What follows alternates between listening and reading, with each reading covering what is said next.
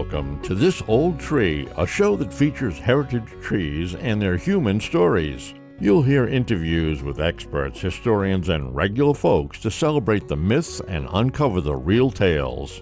This Old Tree is sponsored by Schwartz Tree and Landscaping in Cranston, Rhode Island. Professional tree service, landscaping, and plant management. Visit schwartztreecare.com or call 401-941-4440. Now, here is your host, Doug Still.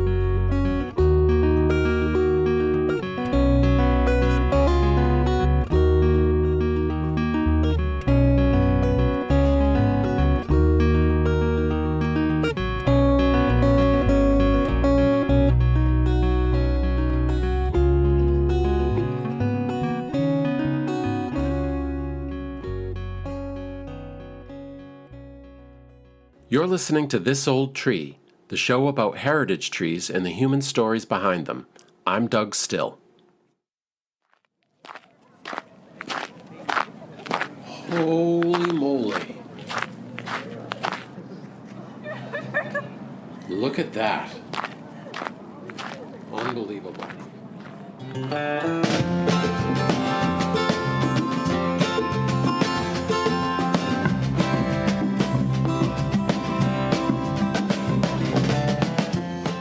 Yes, that was me last March, turning the corner on an icy path as the General Sherman Tree came into view. It's a giant sequoia in Sequoia National Park in California, and it happens to be the largest tree in the world by volume. A park ranger might tell you it's as high as a 28-story building and as wide as a swimming pool. There are other giant sequoias nearby too, in a magnificent grove called the Giant Forest. Possibly 2 million people visit every year. Seeing the tree in person is an awe-inspiring experience, especially the first time. I couldn't help wondering, who were the first people to lay eyes on the Giant Forest? What stories live on about when they turned that proverbial corner into this very special place on Earth? To find the history, I interviewed William C. Tweed, the retired chief naturalist who has spent more than 40 years researching, speaking, and writing about the giant sequoias. As he says, the trees and their stories tell us as much about us and how we view nature as they do about the sequoias themselves. We'll get introduced to some giant sequoia biology along the way.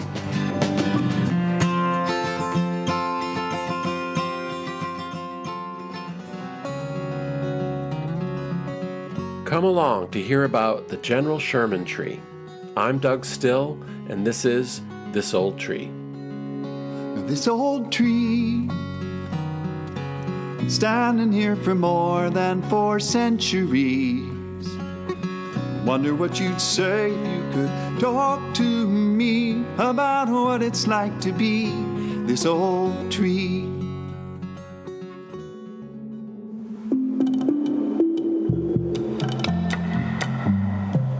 The drive toward the entrance of Sequoia National Park is kind of like an early scene from the movie King Kong. At least, that was the feeling I had after I left my hotel in the small city of Visalia and motored east across the flat San Joaquin Valley. Miles and miles of orange trees framed my view, their branches sagging with fruit, oranges littering the ground. It was astonishing, really. As an Easterner, I had to pull over and snap some pictures of the citrus groves. But on the horizon, rising like an insurmountable green wall with snow on top, was the Sierra Nevada mountain range. I thought, I'm heading up there because up there is where the giant sequoias are. It reminded me of King Kong, when the ship anchors off an island which the bad guys wanted to exploit. The camera scans across the imposing landscape from afar, and with anticipation, the audience knows there's a giant ape in there that's going to astound them and cause these dudes trouble when they mess with him. My journey was a bit less dramatic, but the feeling was the same, because the star attraction up in the mountains before me was the wonderful old Kong of trees, the General Sherman Tree. The plains gave way to foothills in a curvy drive around Lake Kauai. I passed seasonal lodges and tourist stops in the town of Three Rivers, then followed the Kauai River gradually upward. I eventually pulled alongside the park entrance station to pay my fee. Several hundred yards ahead was a scenic pull-off that contains the iconic wooden Sequoia National Park sign from 1935. It displays the image of a generic American Indian face, but not a local one, a stereotype which the park acknowledges. Park history is complicated and not always flattering, but the early history of human interaction with giant sequoias is also inspirational, leading the way toward a national conservation ethic. It's an American story worth telling. I could think of no one better to talk to about the General Sherman Tree and the giant sequoias than William C. Tweed. Tweed, as he signs his emails, is the author of King Sequoia, the tree that inspired a nation, created our national park system, and changed the way we think of nature. While with the National Park Service, he also co-wrote the seminal history of Sequoia and Kings Canyon National Parks called Challenge of the Big Trees. Regarding the General Sherman Tree itself, perhaps no one has spent more hours standing next to it than William Tweed as a young park ranger, describing it to countless visitors every summer. William, welcome. Thank you so much for joining me today to talk about the incredible General Sherman Tree and giant sequoias in general. I've enjoyed reading your books so much, especially King Sequoia. It's full of great and well-researched true stories about the discovery of the giant sequoias by European settlers. And you also describe how these big trees shift the way Americans think about nature, which is part of the book's title. I'd say not only in the late 19th and early 20th century, but even now. So thank you for writing it. Well, every author is happy when his book gets read, so thank you for reading it. There's so much good material about giant sequoias that we have lots to talk about today. Where does the title King Sequoia come from? King Sequoia, I stole it. All good titles are stolen, right? I stole it from John Muir. Muir wrote a great deal about sequoias. He was quite enamored of sequoia trees, as many have been since. I saw that in one of his early writings, and I said, how can I not use that? That's the key. It's the perfect phrase to grab attention about giant sequoia trees. He used it, and I stole it, and I happily attribute it to Muir. Let's describe the location and setting for listeners around the country and from around the world who have never had the chance to visit Sequoia and Kings Canyon National Parks. Where is this particular grove of giant sequoias, and ecologically, why are they there? That's a big question, and let's try to focus it in an intelligent way. The giant sequoia trees naturally are found only in the southern Sierra Nevada of California. Sierra Nevada is a big mountain range. It rises from almost sea level at the west to over 14,000 feet. The highest point in the 48 states is in the Sierra Nevada. In fact, it's in Sequoia Park, Mount Whitney, 14,500 feet. It has within it, as you'd expect for a mountain range of that height, an enormous variety of environments. The giant sequoias occupy a portion of one of those environments. As you go up in the Sierra, it cools off, it gets wetter. The difference between the bottom and the top is astounding. If you're talking sea level, the bottom is in the deserts of the Southwest, and the top of the Sierra is in Alaska. It's tundra. Everything in between is in the Sierra. And the giant sequoias are part of a belt of huge trees besides sequoias that grow between about 5,000 and 8,000 feet in the Sierra. We tend to call it a mixed conifer forest because it has a dozen different species of trees. All of them grow big in one way or another. But within that, in certain places, are giant sequoia trees. We call these places groves. There's no single definition. It sort of comes down to the fact that a grove is a place with sequoias surrounded by country where there's not sequoias. And there are roughly, you could argue about whether you lump or split, about 75 groves There are about a dozen really big groves, and the giant forest is one of the bigger groves. Not the biggest by acreage, not the biggest by the number of sequoia trees, but it is the most significant in terms of what makes sequoias special, which is, of course, size. Giant sequoias are bigger in giant forest than anywhere else, and out of the top 10 trees, a half of that top 10 are in the giant forest. It's the special place, and the biggest of them all is General Sherman Tree. Why are they there? You asked a big question. I got to give you a couple pieces to this. Why are they there? Sequoias have interesting needs. Every plant has certain needs, and so sequoias are not unique in that at all. But you have to understand a plant, you have to understand what it's looking for. Judging from the limited range of the giant sequoia, you have to assume that it has some rather specific needs, and it certainly does. It needs lots of moisture. It's a water-loving tree. Of the sequoia, the Sierra and conifers, it is the most water-dependent. It needs more water than any other tree. It also needs lots of sunshine, because that's where the energy comes to grow really big things. And additionally, it doesn't like cold. Now, you're going to say you visited the trees in the snow. This is a maritime mountain range. You know, you work out of Rhode Island, and once in a while the wind blows from the northwest, right? And it gets really cold. The Sierra doesn't do that. The Sierra is a maritime mountain range. And so it snows a lot, but it snows a lot around the freezing point in the range where the trees grow. Gotcha. So it's not a cold place it may feel cold, but it's not a cold place in the biological sense. So the Sierra is the place for giant sequoia trees. The foothills and the lowlands are too dry. The upper altitudes are too cold. But in between, there's a zone that is, to use the old cliche, just right. Now, they're mainly on the western slopes, right? Or the western side of the mountains. Why is that?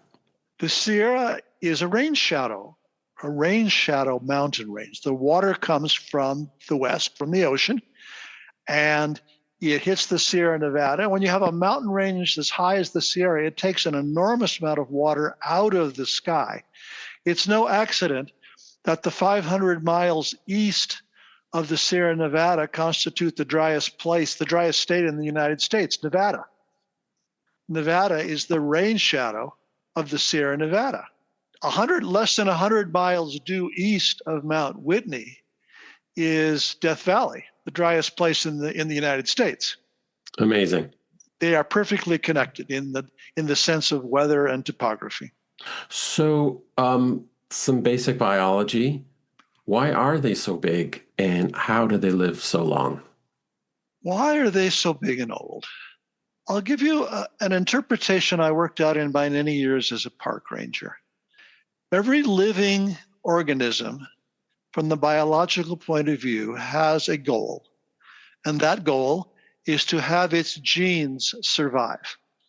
The organisms whose genes do not survive are not here.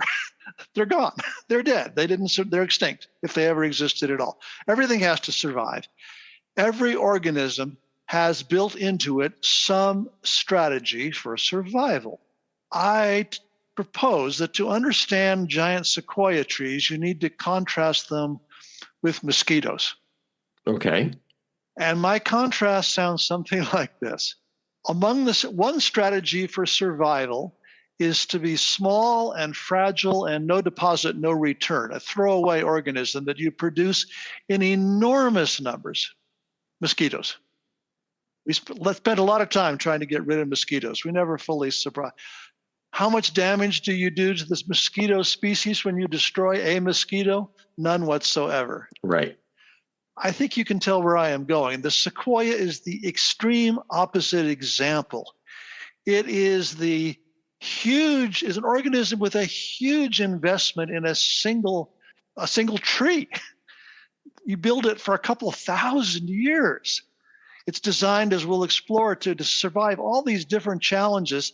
So it's as far from no deposit, no return as you can get in the biological world. It's a long-lived, slowly reproducing, heavily armored organism. But with the same ultimate goal as a mosquito, which is to reproduce. Yes, to survive. It's all about survival. How does the tree achieve survival? Now we get down to its specific adaptations. The sequoia has a number of adaptations that work very well in its native range.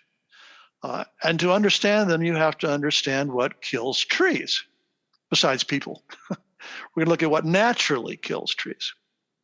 The biggest flaw with trees in most species is that, as you know so well, in almost all traditional tree species, only the couple inches beneath the bark is truly alive in terms of wood, right? Correct. You have sapwood and heartwood. And the longer a tree lives, the more dead heartwood it accumulates because the tree keeps putting on new layers of live wood just beneath the bark. It's putting new bark, pushing it outward too at the same time. And so if a tree is going to live a long time, it's going to accumulate a great deal of dead heartwood. And dead heartwood is subject to decay. And when a tree decays enough, it loses its structural integrity and it collapses. So how do you prevent heartwood from decaying? Giant sequoias have mastered that art. There are only a couple basic solutions. I used to say you could look in your kitchen and come up with most of them, because the challenge of the decay of organic material is what we face every day in our kitchens. We don't want our food to rot. And so we do primarily three different things. We refrigerate it, or we dry it, or we treat it with chemicals. And that's how we prevent organic material from decaying. And the giant sequoia has pondered in its own animate way all of those options and settled mostly on, guess what? Chemicals. The chemicals are called tannins. They are strong decay preventatives. They're organic acids. They are found in a number of trees, but in no trees more obviously than in giant sequoias. And so tannins are found throughout the world. The giant sequoia literally manufactures so much tannin that it pickles its heartwood in tannin. Interesting. And it makes the wood very decay resistant. But the primary thing a giant sequoia does is its center does not decay. If the center does not decay, then not about those other things that get trees. Insects get trees. But the tannins the sequoia uses are also pretty good insect repellents. And so sequoias are seldom, not never, but are seldom killed and even seldomly damaged to a significant degree by insects. It's rare.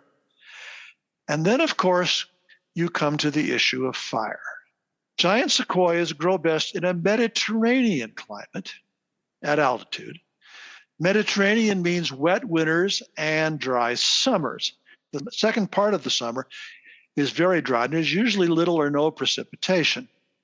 And that leads to fire. And the giant sequoias have long since learned, over a very long period, to live with and survive fire. And if they are not fireproof, they're made of wood after all, they are highly fire resistant. They have a thick bark with tannin that does not burn very well. And the heartwood is full of tannin, which does not burn very well. We understand from a lot of scientific study that the average giant sequoia tree, including our General Sherman, prior to the arrival of Euro-Americans in the groves, probably was exposed to fire every 10, 15, 20 years, over and over and over again. That implies, by the way, that the fires were not terribly intense, because if you burn that often, there's not an enormous amount to burn. Lower level ground fires. Lower level ground fires usually. And that the average mature sequoia tree may have been 100 fires, 200 fires. We have cross sections that would show fire scars of dozens and dozens and dozens of fires affecting a single tree, and the tree goes right on growing. One more piece to this puzzle. The giant sequoia is a sun-loving tree. Again, as an arborist, you know very well, some plants are shade tolerant, some are not. The giant sequoia is not shade tolerant to any degree at all. It's a huge challenge in its youth. And therefore, it has one more critical trait. It grows as tall as it can, as fast as it can when it's young. It often grows, once it gets established, a foot or two up every year for a couple centuries. When you grow at that rate, you get pretty tall pretty fast. There are lots of giant sequoia trees between 1 and 2 centuries old that are between 100 and 200 feet tall. There's no need to be infinitely tall, and there are disadvantages to being infinitely tall. After a certain point, it's just trouble. What you do need to do to be a long-lived tree is to get above everything else, which that's exactly what they do. And then here you are. Here's how a giant sequoia tree reaches longevity. And if you are long-lived and fast-growing, you end up being big. Right. But you have to have the right conditions in order to meet all of those requirements. Exactly. All those are reflected are adaptations to a particular environment. And so the sequoia does very well in its home setting. The last ice age drastically reduced the range of the giant sequoias, but in this perfect location, high up on the western side of the Sierra Nevada mountains, the General Sherman Tree has thrived for an estimated 2,200 years. Not an easy place for people to get to or to live. We're going to take a short break. When we come back, we'll look at what we know about the first peoples to know the biggest tree in the world and the giant grove. 2 indigenous tribes called the Monache and the Yokuts. Then we'll meet the first recorded white settler to venture into the giant grove. Not a forester, trapper, or prospector, but strangely enough, a rancher. What was he doing up there? You're listening to This Old Tree.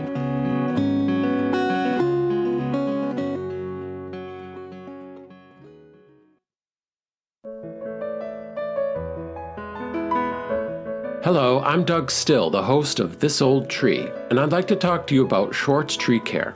I've known owner Dave Schwartz for nearly 2 decades, and he understands how important your trees are to you and your property. He has 52 years of experience in tree work, and the crews at Schwartz Tree Care are trained to the highest professional standards. Schwartz specializes in natural pruning, but they offer all manner of tree and shrub care, including pest management, fertilization, landscape design, and installation. Every property has its strengths and weaknesses, and with this in mind, Dave works with you to develop a viable management strategy. They make your property look like it has never been touched. Natural, gorgeous, and sustainable. Arrange for a free estimate by visiting schwartztreecare.com or call 401-941-4440. Schwartz Tree Care. Get the best for your property.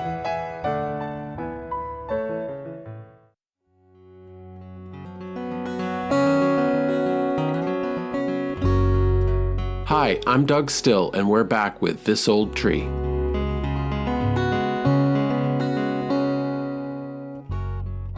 I asked William about the earliest human interactions with the giant sequoias, and he made it clear that their quote-unquote discovery depends entirely on who you are talking about. Of course, we have to say the obvious. When we're talking discovery, we're talking about discovery by Euro-Americans, not the people who had lived there in and amongst the trees for thousands of years. We wish we knew more. Those people still exist, but we don't have good sequoia trees from the local Native American, good sequoia stories, I should say, from the local Native American peoples.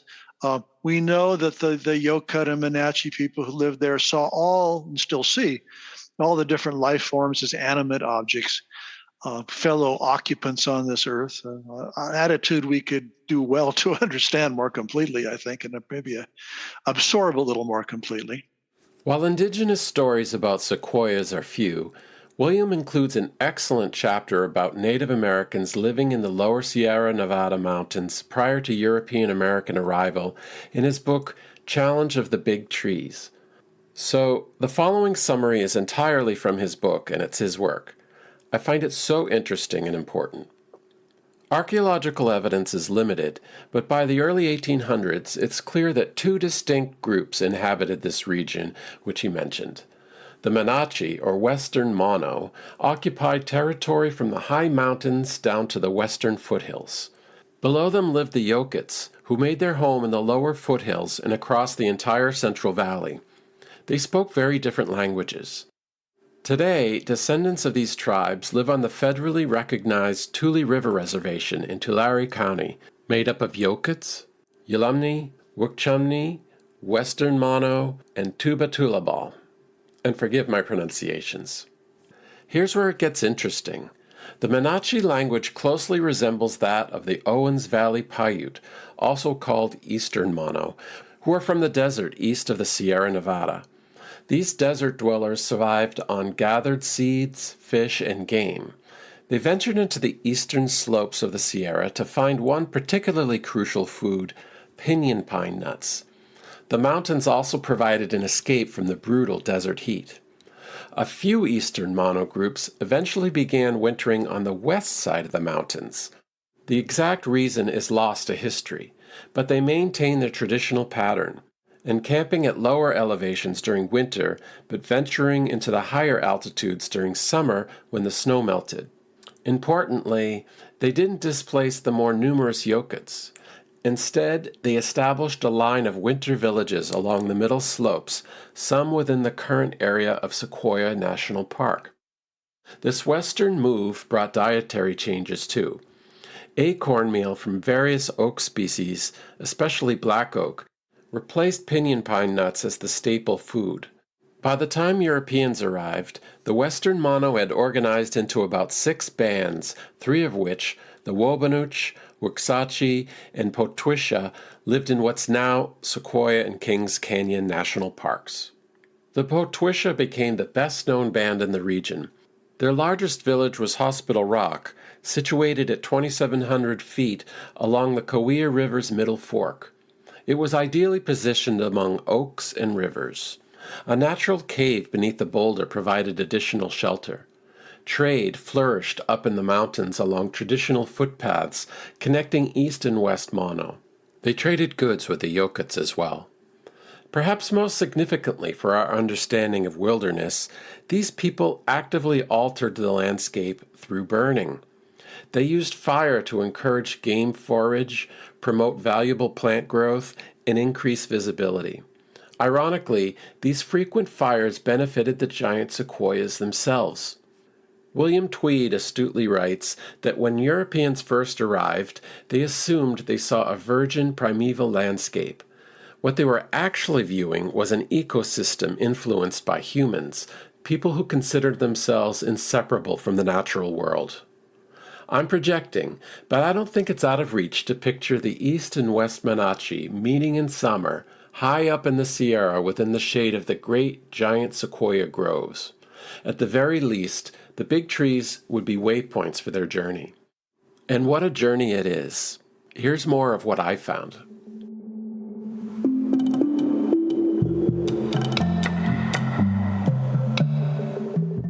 The drive up into the mountains from the Foothills Visitor Center was spectacular. Luckily, the main road, General's Highway, was open despite the snow up at higher elevation. Only a couple major trails were open. I picked an iffy time to visit. The park ranger suggested hikers wear cleats on their shoes, which I laughed off. There was no snow where we were. I shouldn't have. More on that later. Starting at 1,700 feet, the road soon became a series of curves and switchbacks. With wonder at the surroundings, I took the steep climb slowly. In the off-season, not too many cars stacked up behind me. Generally, I drive like a grandpa anyway, I'm told. Western redbuds were blooming, and I pulled over at a couple scenic overlooks to take pictures of the dramatic landscape. Green forested valleys with intermittent meadows foregrounded rising mountain tops and granite domes. It was worth the price of admission right there, and I was only just entering the vast 1,300 square miles that make up Sequoia and Kings Canyon National Parks, the largest contiguous wilderness in the lower 48 states. By the time I approached 5,000 feet, things began to change. There was snow on the ground. The composition of the forest shifted to conifers. No sequoias yet, but I started seeing swaths of burned trees. Acres and acres of dead trees on both sides of the road. This was the result of the 2021 K&P Complex fire, when two separate fires, the Paradise and Colony fires, combined to burn 88,000 acres over a 3-month period. It was a severe fire, not a low-level ground fire like William Tweed talked about.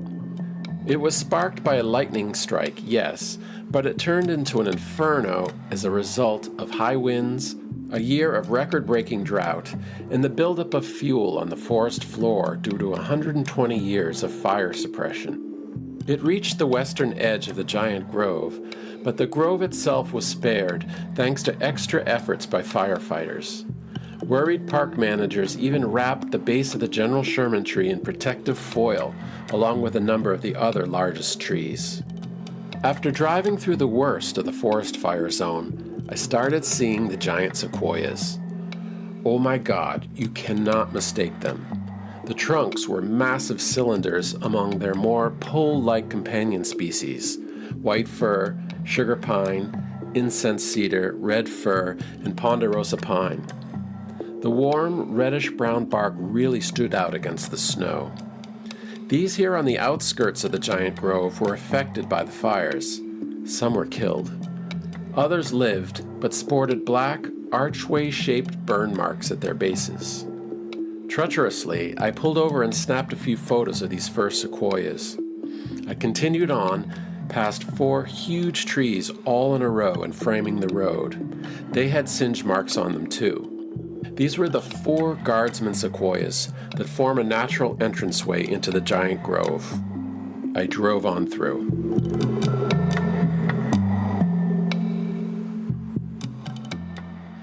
But the story of our own people in these forests begins, like so many stories in California, with the gold rush. When California went from being a colonial backwater with a handful of Europeans along the coast to a destination being literally inundated with immigrants from all over the world. In the early 1850s, a couple 100,000 people invaded California looking for immediate, instant wealth. And they wandered all over the landscape, seeing what they could find. They were looking for gold, but not only for gold, because the world of gold mining generated a need for foodstuffs and lumber and all the rest of that we need to live, right? And so everybody was trying to make a living in California and get rich as fast as they could. And people scattered across the state and explored it very quickly. The region that now is Sequoia National Park is the western half of the park is the watershed of the Sequoia River. And the first Euro-American to enter the Sequoia River was a fellow named Hale Tharp. He arrived in the middle 1850s. He quickly connected with the local people, the Yokuts and Monaches of the foothills, particularly the Monaches. They told him about the huge forests up on the mountains above where he settled. And he was intended to be and became a cattle rancher. He was growing basically beef to feed the growing cities and mining towns of California, everything from San Francisco to Angels Camp, all the places where the new California was suddenly blossoming out of nowhere. A lot of hungry people. So cattle ranching was how it started. Tharp, however, discovered the truism of the southern Sierra Nevada. That is, in the summer, the low country gets very hot and dry. And that up in the mountains, at altitude, remember I was talking about life zones and all that, it gets cooler and wetter as you go up. There were summer pastures in the mountains, and that's what took him up. The Native Americans guided him, and he discovered in this, it was 1856, he was taken for the first time up to from a couple hundred feet altitude up to 6,000 feet to the giant forest. And he discovered big green meadows, and around them, incidentally, big red trees. He was curious about the big trees, but he was trying to make a living as a cattle rancher. And he began in the next few years taking cattle up and grazed the area for, the cattle of Tharp and his descendants were in giant forest up until about 1920, even after the park was established. They took control of the meadows. And so that was how the story starts. And the first human reaction to the giant forest was as cow pasture. Hale Tharp gave a first-person account of his early years in the area to a park ranger named Walter Fry in 1910, who wrote it all down. Fry later became park magistrate and published his conversation with Tharp in a park bulletin in 1924 and 25. The words you're about to hear are those of Hale Tharp, conveyed by Walter Fry. I made my first trip to the Hospital Rock camp during the summer of 1858. Chief Chapo and I had become the very best of friends, and he asked me to come up and stay with him overnight. He sent down 2 young Indian men to pilot me in, as there were no trails in the country, just Indian footpaths. I went in on horseback, and it took me about 8 hours to work my way in, the distance being about 18 miles from my Three Rivers ranch. When I arrived at the camp, Chapo and his men extended me a cordial welcome and gave me the best his camp afforded. He called out every individual in the camp and with much dignity and long ceremony introduced me to all. There were over 600 Indians then living at the camp. My arrival at the camp excited the curiosity of most of the Indians, as I was the first white person that had ever visited their camp, and only a few of their leaders had ever seen a white person before. As for myself, I did not attract half so much attention as did my horse and saddle, my weapons, and the clothing that I wore. These were all new to most of the Indians, for they had never seen such things before. Accompanied by 2 Indians, I made my first trip into the giant forest during the summer of 1858. We went in by the way of the Middle Fork and Morrow Rock and camped a few days at Log Meadow, after which we came out by the same route that we went in. I do not remember the dates that we were there, but I carved with my knife on the big hollow redwood log my name and the date on the same day that we got there. These figures and my name should still show. When we arrived at Log Meadow, there were a great many deer and a few bear in the meadow, which paid but little attention to us other than through curiosity. The deer came all around our camp and looked at us, and some of the bears sat upright in order to get a good look at us. I shot a small buck for camp meat. This shot did not seem to frighten the other deer or any of the bears.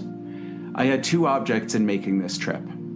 One was for the purpose of locating a high summer range for my stock, and the other was due to the fact that stories the Indians had told me of the Big Tree Forest caused me to wonder, so I decided to go and see.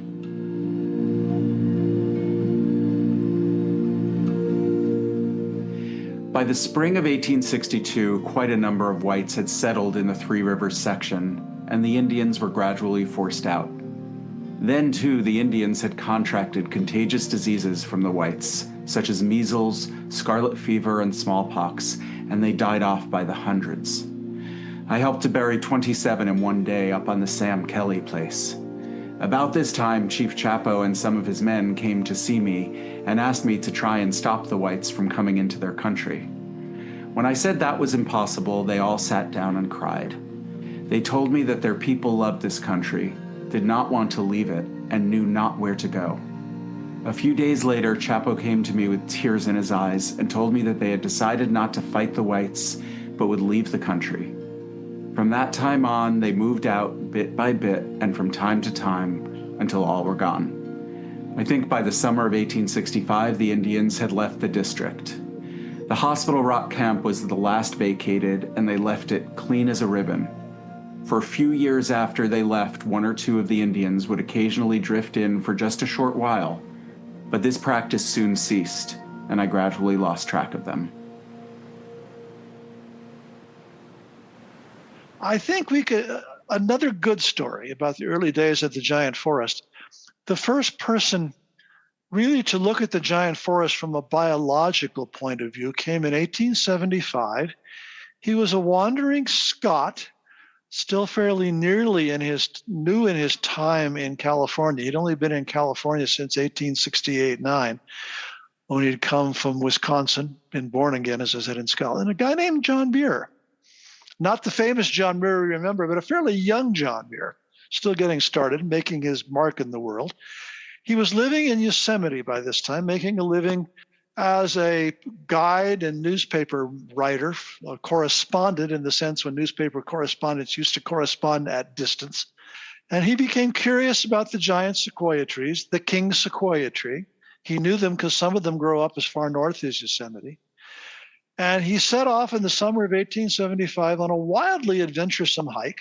He decided he would see how far the sequoias went to the south and where they were located. He's going north to south. He's going up over mountains and down through canyons and up over mountains, trying to find between the canyons the groves of big trees, the groves of giant sequoia trees. And in that way, in the fall of 1875, he wanders into giant forest. And he describes it at some length in the book, Our National Park. And he discovered the three superlative groves, the Converse Basin, the giant forest, and the one we now call Mountain Home. They were the biggest groves with the most large trees. But the point is, Muir discovered them and understood for the first time that the Southern Sierra was the place for giant sequoia trees. They did better there, grew in larger groves, larger individuals than any place else in the Sierra. And of course, they grew at that point nowhere else in the world at all, except in the Sierra Nevada. Here's John Muir. Hence, down into the main Kings River Canyon, a mile deep, I led and dragged and shoved my patient, much enduring mule through miles and miles of gardens and brush, fording innumerable streams, crossing savage rock slopes and taluses, scrambling, sliding through gulches and gorges, then up into the grand sequoia forests of the south side, cheered by the royal crowns displayed on the narrow horizon. Eventually, he came across a particular grouping of giant sequoias that moved him to wax poetic. He named it the Giant Grove. When I entered this sublime wilderness, the day was nearly done. The trees with rosy, glowing countenances seemed to be hushed and thoughtful, as if waiting in conscious religious dependence on the sun, and one naturally walked softly and awe-stricken among them. I wandered on, meeting nobler trees where all are noble, subdued in the general calm, as if in some vast hall pervaded by the deepest sanctities and solemnities that sway human souls. At sundown, the trees seemed to cease their worship and breathe free. I heard the birds going home. I too sought a home for the night on the edge of a level meadow, where there's a long, open view between the evenly ranked trees standing guard along its sides. And after a good place was found for poor Brownie, who had had a hard, weary day sliding and scrambling across the marble canyon, I made my bed and supper and lay on my back looking up to the stars through pillared arches finer far than the pious heart of man, telling its love ever reared. And I took a walk up the meadow to see the trees in the pale light. They seemed still more marvellously massive and tall than by day, heaving their colossal heads into the depths of the sky among the stars, some of which appeared to be sparkling on their branches like flowers. I built a big fire that vividly illumined the huge brown boles of the nearest trees and the little plants and cones and fallen leaves at their feet, keeping up the show until I fell asleep to dream of boundless forests and trail building for Brownie.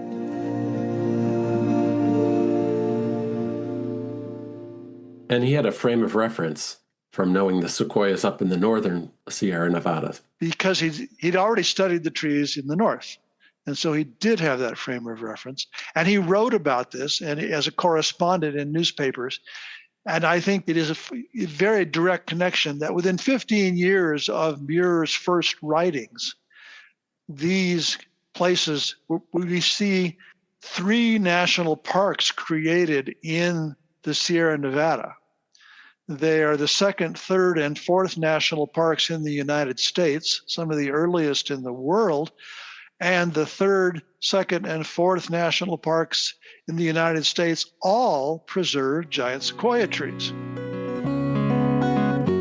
After a short break, the General Sherman Tree, that Kong of trees, the king sequoia, starts getting all the attention. This is This Old Tree.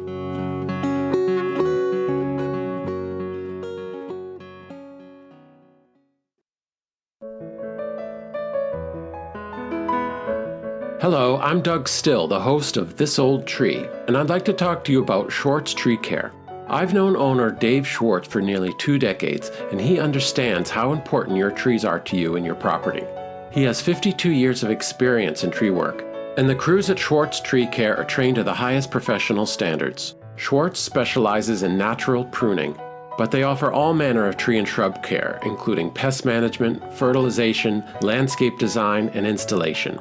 Every property has its strengths and weaknesses, and with this in mind, Dave works with you to develop a viable management strategy. They make your property look like it has never been touched. Natural, gorgeous, and sustainable. Arrange for a free estimate by visiting schwartztreecare.com or call 401-941-4440. Schwartz Tree Care. Get the best for your property.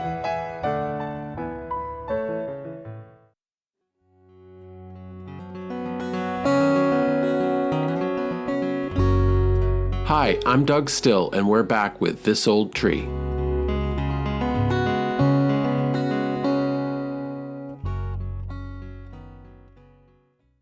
How did it receive its name? The question of how the General Sherman Tree received the name we call it by today is one that tells us a lot about ourselves. Trees don't care what they're called. Names count for us. We humans love to name things. And the name goes back to the early management of the park. The tree itself probably was not given special notice in the early days that the park was being used by Hale Tharp as a cow pasture. We certainly have no connection directly from Tharp to the Sherman Tree, but there is a story that I'll draw some question marks around. But the story that was told by the park for many years and probably is still told by many rangers goes something like this. On the 7th of August, 1879, a cowboy named James Wolverton, who was in the employ of Hale Tharp, discovered what he obviously recognized to be the largest tree in the grove and named it after the commanding officer he had served under in the American Civil War in the 1860s, General Sherman. And that Wolverton, the guy was named James Wolverton, had been a lieutenant in his army as he invaded the American South and brought the war to a conclusion. It's a good story. It still shows up in print to this day. It has been poked at seriously by historians, including myself, and I have to say, has largely dissolved into myth. Here are the flaws in the story. I was skeptical from the beginning. Why would a cowboy name a tree on a particular date and it be remembered for decades? It's just too good to be true. Here are some facts. James Wolverton was not in the army, did not serve under General Sherman, did not take place in the Civil War in the East and or any other general. He actually served briefly in a volunteer regiment in Nevada in the Western, and he was a deserter. He served for a year and deserted, which shows up in the historical record. So much for that story. And there is the record of this story of James Wolverton naming the tree does not show up anywhere until, supposedly it took place in 1879. The story doesn't show in print until about 1920, which is almost 40 years after the event. And there's no mention of the name in the 1870s or 1880s, the General Sherman Tree. William mentioned a fringe community that lived among the giant sequoias in the 1880s called the Sequoia Colony. It was a socialist group that established itself in 1886, and its members, motivated by ideals of utopian socialism, lived and worked together until the community was disbanded around 1892 after the creation of Sequoia National Park. They called the tree the Karl Marx tree. So there is a likely second story here, a different way that the Sherman Tree got its name. If indeed the first name of the tree was the Karl Marx tree given by the Sequoia colonists, that was the name, and there's no evidence that there's any other use of any other name before the Sequoia colony time or during the Sequoia colony time. Then how did it suddenly become General Sherman? And there's a very likely suspect, and that suspect is the United States Army, which began protecting the parks including Sequoia and General Grant Park next door, in the summer of 1891 and did so for almost a quarter century. When the soldiers arrived, we can imagine that they were not particularly enamored of Karl Marx. I imagine not. But why not name the tree after the man who was not only one of the leading generals of the Civil War, but in the years after the Civil War was the general of all the armies, the head of the entire War Department at that time. And so the name appears without other mention in the 1890s during the first decade of military, I don't say occupation, military protection of the park. That's the key thing. It shows up then. So that was already a trend. Oh, very much so. For example, the General Grant tree over in Kings Canyon Park had received its name for General Grant in the late 1860s, 2 years after the end of the war. So there was certainly a precedent for this sort of thing. What do you think the impulse was to name the trees back then? I think giant sequoia trees are individuals. You can actually show people who know the forest pictures of trees and you'll recognize them. But when you look at a monarch sequoia, you know which one it is. They're individual. And how much do you think this matters? Almost none at all. Right. The human reaction to the trees is only minimally about the name. The other reason to name trees is that it's always been one of the goals of the park to get people out walking the trails, because we all have always believed in the park that you don't really get to understand the sequoia forest or appreciate it until you're on foot within the trees. Whether you walk, as we used to say, 100 yards or 100 miles makes no difference. You need to be out of your car and on the ground. And to do that, you need somewhere to go. And therefore, it's useful to give you destinations by naming trees. You mentioned a story about the fence being built around the Sherman Tree. Could you tell that story? Yes, the first attempt to protect the General Sherman Tree versus simply name it or look at it or photograph it or appreciate it came during the Army days in a very interesting summer. As I mentioned already, the park was overseen by cavalry troops from 1891 through the summer of 1913. And those troops were rotated every year or two, and they were only here in the summer, only in the park in the summer. And they tended to be sort of nice duty for Army troops. And in 1903, the set of troops that were sent came from the 9th U.S. Cavalry, which for those who happen to know history will appreciate was a black unit. There were 2 cavalry units and 2 infantry units within the late 19th, early 20th century Army that were staffed entirely, the enlisted men were entirely of black Americans. They were called Buffalo Soldiers, a name that was given to them by the American Indians who they contested with on the Great Plains in the American West during the Indian Wars of the late 19th century. And they were well-respected troops by the Army, at least, but they could only be used in very certain ways because America did not accept blacks in many different settings.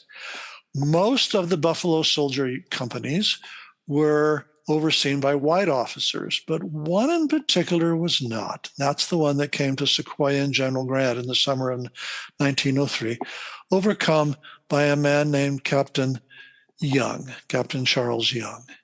He was an amazing person. He was determined to be a model to prove what his race was capable of doing in an America that really did not want the message and pushed him back in every way. He got himself into West Point, a pretty astounding thing for the 19th century, was one of the very few black Americans to make it through West Point in that time, and was commissioned an officer and rose from 2nd lieutenant to 1st lieutenant, finally to captain, but of course could only be sent out to oversee black troops because it was unthinkable that he would give orders to white people. And so in the summer of 1903, he arrived in the park with his company. And he was just, in a way that he was throughout his career, was just a whirlwind of energy and accomplishment. He completed the road to Giant Forest, a project that had been underway for several previous years and had been a year or two, and he built another 5 or 6 miles that summer. He built a trail to the top of Mount Whitney that wasn't even in the park yet, but it was a military reservation set aside for meteorological studies, but he couldn't resist it. It's in the park today, of course. He got options on all the private lands in the park because he thought they all had to belong to the government. He just was an amazingly active guy. And while he was at it, he looked at the biggest trees that this were received at the time, and turned out to be true, the General Grant and the General Sherman over at Grant Park, and he built a fence around each with a sign that says, "Respect the tree, keep out, please." So up until that time, people had been carving their names in the trees and pounding. The habit was to paint your name on a shingle and nail it to the tree. Right. He cleaned them up and fenced them. Show some respect.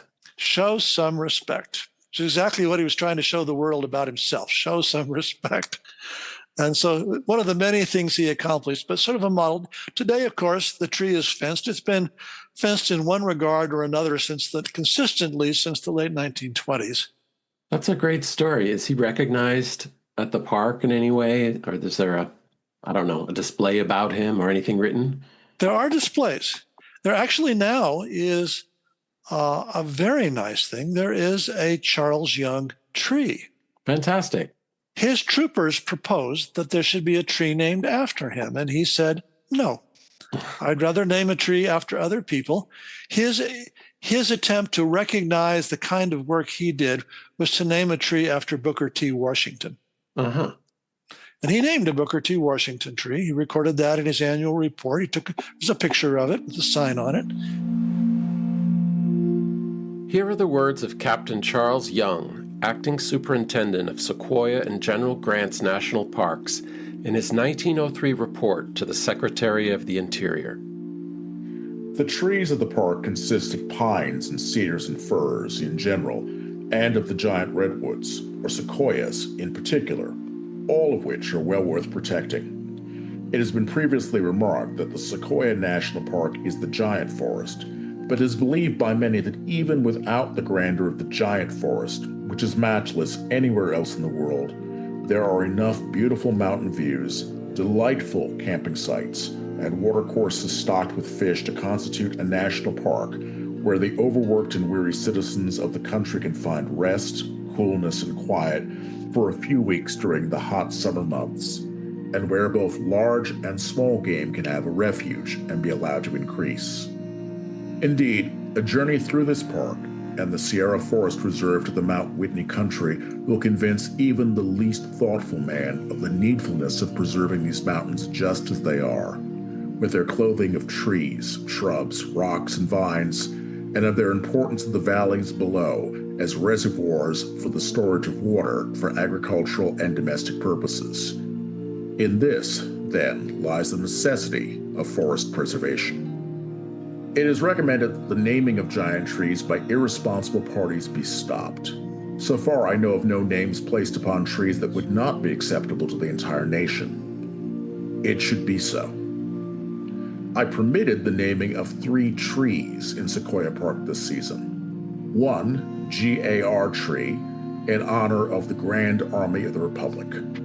Another, from its peculiar growth of 3 large trees from one big trunk, was named IOOF for the Odd Fellows of the Country. And the third, after repeated requests from visitors and the wishes of the workmen who finished the giant forest road, was named for that great and good American, Booker T. Washington. To protect the General Grant and General Sherman trees, I had redwood fences made around them, and notices duly posted against trespassing within their enclosures. This was necessary to prevent theft of bark and standing upon their roots by photographic parties. In conclusion, I would fail in my duty toward the officers and men if I did not commend the hearty cooperation and efficiency of the former, and the faithfulness to duty and good conduct of the latter, a fact that was commented upon by both visitors of the park and the residents in the neighborhoods of the camp.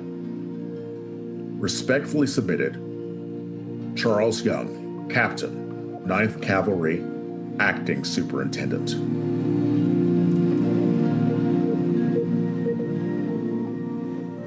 Charles Young has been increasingly recognized for his achievements in recent times.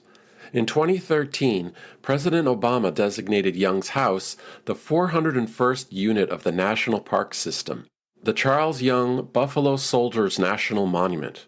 He was posthumously promoted to Brigadier General. There's a long list of honors. William Tweed states that Young was the first American to do anything to protect, administer, and oversee a national park, and he's sort of a founding father of that particular tradition. In this day and age, that government report he wrote is surprisingly moving. 'Cause that's how you do it. A leader appreciates and acknowledges the hard work that the rank and file do every day, the extra effort, especially when the work is important and they care, as most government workers do. We need our National Park Service and U.S. Forest Service employees with their critical skills and institutional knowledge. William Tweed served the Park Service for nearly 40 years, pouring his life into understanding the park he loves so much. He's still telling the stories. We need more Charles Youngs, and we need more William C. Tweeds.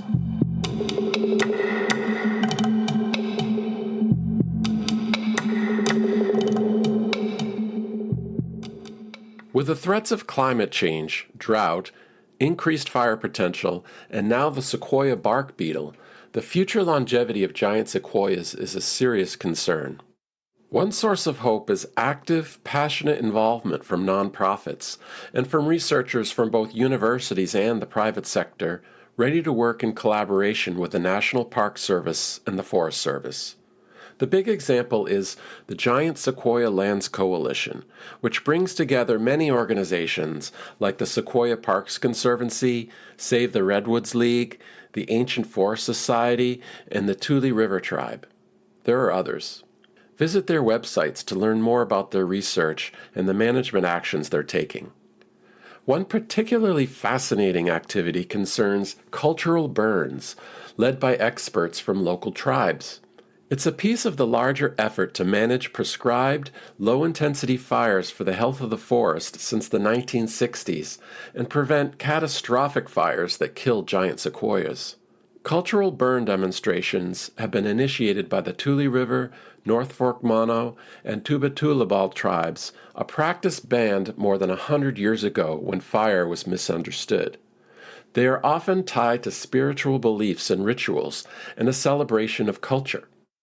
When it comes to the land, listening more to indigenous wisdom benefits everyone. Back to William Tweed, who puts our understanding of giant sequoias in perspective. A concept I stumbled on in my trying to explain giant sequoia trees is what I call sequoia time. We all know human time. 100 years is a long time. Those of us who read and care about such stuff know about geologic time. 1,000,000 years is a short moment, right? Well, in between is sequoia time. We spend all this time talking about how to manage and protect organisms that live 20 to 30 centuries as individual organisms. We have been paying attention to them really for a century and a half. My comparison is, say a Martian lands on the Earth and studies human beings for 6 months and then explains everything you need to know about how human beings work. We would guess that Martian might miss a few things. That's how much we know about giant sequoia trees in time. We haven't been here very long. In terms of culture and inspiration, and due to its size and perhaps its sheer celebrity, the General Sherman Tree seems different. We talked about that a little bit. And you thought about the General Sherman Tree more than anyone else, and you saw its effect on people. How does experiencing an entity of such vast proportions alter our perception of ourselves and change us? The answers vary enormously depending on the human mind that's looking at the tree. It's very hard for me to give you an answer of this is what a big giant sequoia tree does to people. If there's anything that is universal, it is simply surprise, which is not a very profound reaction, but it's a very common human reaction.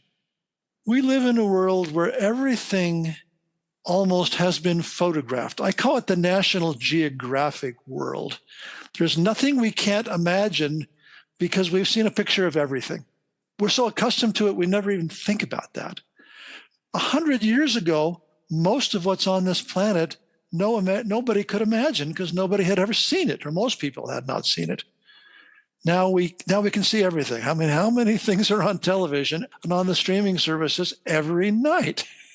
And so, but saying that, still, when you arrive at a giant sequoia tree, you discover something, particularly the General Sherman or the General Grant, the other very large trees.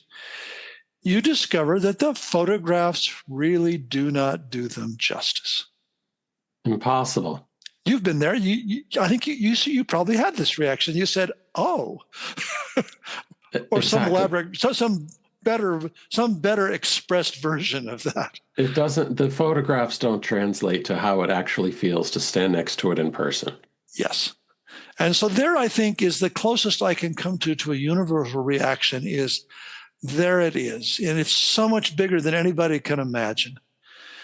William, thank you very much for sharing your knowledge and for your entire career in studying and writing about giant sequoias. It's highly enlightening, and I think it means a lot to the world. So thanks. It's been very inspiring, and I'm glad you've joined This Old Tree today. Well, it's been a great pleasure to be with you today. I've had the very rare privilege, as you've been hearing, to spend much of my life trying to understand these trees. And I can't imagine a better life. They teach us each something. I have learned so much about the natural world through hanging out with giant sequoia trees that I could talk for days about them, as you probably fear I would like to. So, Well, thank you so much. Been my pleasure. Now to finish my own story.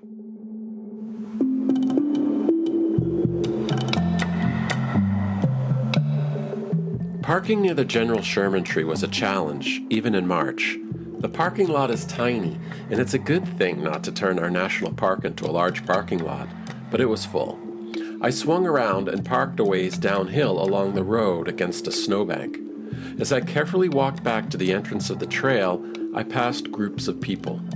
I felt the buzz in the air, the excitement. The path to the tree was a sheet of ice, compacted from the foot traffic. It was no joke. A woman, guided by her husband, walked by, her face and coat covered in blood. I heard she had face-planted on the ice and broke her nose. The cleats seemed like a great idea now. I clung to the fence and made small steps. No rush, but no turning back. Coming around a bend, the tree appeared through the other trees like an adult among children. It was unbelievable, a massive presence rising up out of the snow, with snow-covered branches like off a holiday card. Out in front of it, the space widens into a reverential viewing area. People stood in pairs and family groups, just staring up at the tree, snapping endless photos. Besides the tree's immensity, what struck me most was how pristine it looks from the ground. The trunk is perfect, cinnamon brown and smooth. Any past wounds from fallen branches had long ago been swallowed up by the thick bark. Hardly any dead branches were to be seen, way high up. In fact, almost all the giant sequoias have this trait, a sort of glowing perfection. The tree has a fence around it. In front of the fence, on the ground, is a wooden sign with white lettering that simply says, General Sherman. We tree viewers took turns posing behind the sign in front of the tree and took pictures for each other. This felt like a communal event, with strangers sharing in the thrill and the joy. And not just for Americans, but for people all over the world. Just standing there, I overheard Russian, Japanese, Spanish, Hindi, and German. I asked a young family to snap my picture in front of the tree, and then we chatted. So what are your names? I'm Tom. Alex. And I'm Emmy. Nice to meet you. It's nice to meet you. Where are you from? Australia, Melbourne. Did you come just to see the General Sherman Tree? I absolutely did, but we also brought the little one to see Disneyland. Yeah, she saw Disneyland. Disneyland, and he wanted to come and see the big trees. So what are your thoughts on visiting and seeing this enormous tree standing behind me. I'm in absolute awe of this thing. It is gigantic. I got shocked. You were surprised. You were surprised, yeah. Do you know how old it is? Couple thousand years, I think, is it? Yeah. I think it's 6,000 years. Ooh, I think 21,000 is what it said on the website, but I think... 21,000 or is it 2,100? Sorry, 2,100. Yeah, sorry. I think maybe 2100. Yeah. 2,100, that's it. Because Why did you want to come see this tree? Who wouldn't want to see the biggest tree in the world?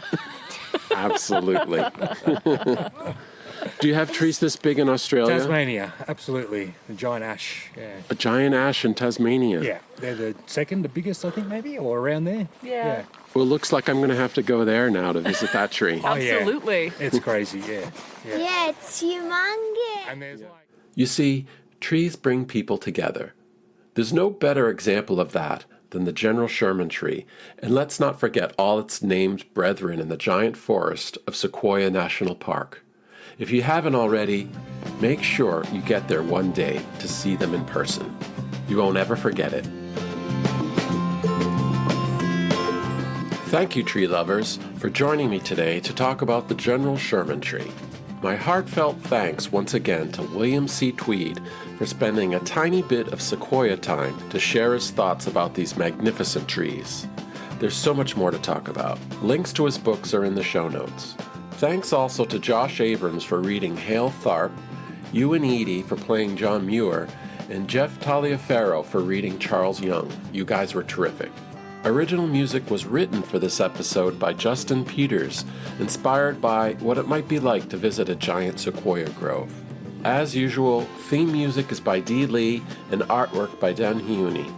Visit the show website at thisoldtree.show. Transcripts are available.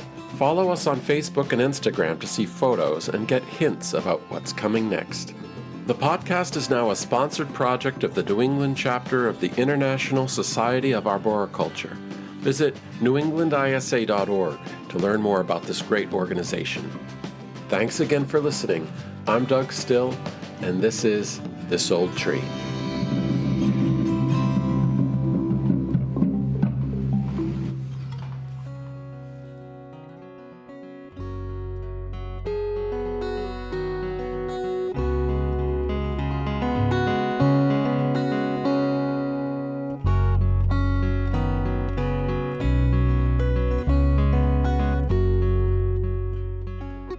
Thank you for listening to This Old Tree. This Old Tree is sponsored by Schwartz Tree and Landscaping in Cranston, Rhode Island. Professional tree service, landscaping, and plant management. Visit schwartztreecare.com or call 401-941-4440.